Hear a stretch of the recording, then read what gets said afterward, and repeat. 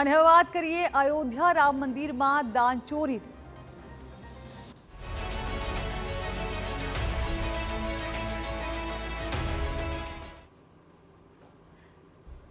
અયોધ્યાના ભવ્ય રામ મંદિરમાં દાનચોરીના મામલે હવે તપાસ વધુ તેજ પડી ગઈ છે। મુખ્યમંત્રી યોગી આદિત્યનાથના આદેશ બાદ એસઆઈટીના પ્રાથમિક રિપોર્ટના આધારે પોલીસે એક સાથે 8 આરોપીઓના ઘર ઉપર દરોડા પાડ્યા છે। અત્યાર સુધી 80 લાખથી વધુની રોકડ રકમ જપ્ત થઈ ચૂકી છે, જ્યારે કે આરોપીઓની સંપત્તિ, બેંક ખાતા અને જીવનશૈલીની પણ તપાસ શરૂ થઈ ગઈ છે।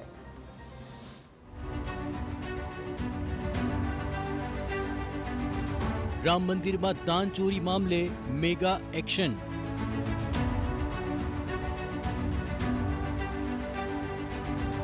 એક સાથે 8 આરોપીઓના ઘરે દરોડા।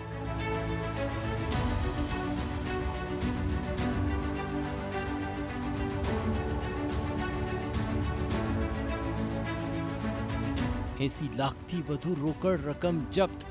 રવિવારે સવારે લગભગ 7 વાગે પોલીસની 8 અલગ અલગ ટીમોએ એક સાથે તમામ આરોપીઓના ઘરે દરોડા પાડ્યા હતા, જેમાં રામશંકર યાદવ ઉર્ફે ટીનુ, અનુકલ્પ મિશ્રા, લવકુશ મિશ્રા, સુભાષ શ્રીવાસ્તવ સહિત કુલ 8 લોકોને ત્યાં દરોડાની કાર્યવાહી કરવામાં આવી।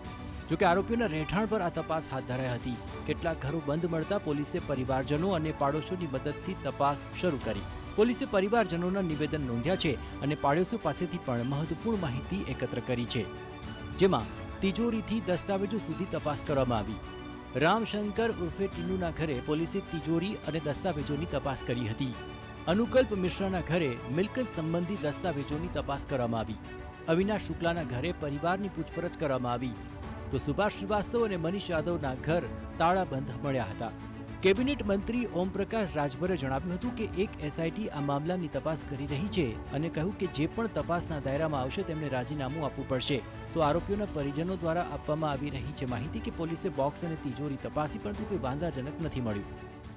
अब देखिए एसआईटी जांच कर रही है, उसमें जो घेरे में होगा वो लोग अपना इस्तीफा रिजाइन देंगे। कोई खबर नहीं है, आपको बता कर रहा हूँ कि हमसे कोई मतलब नहीं रखते बच्चे जी, जो कुछ जी। 80 લાખની રિકવરી, હવે સંપત્તિની તપાસ। પોલીસે અત્યાર સુધી આરોપીઓ પાસેથી 80 લાખથી વધુની રોકડ રકમ રિકવર કરી છે।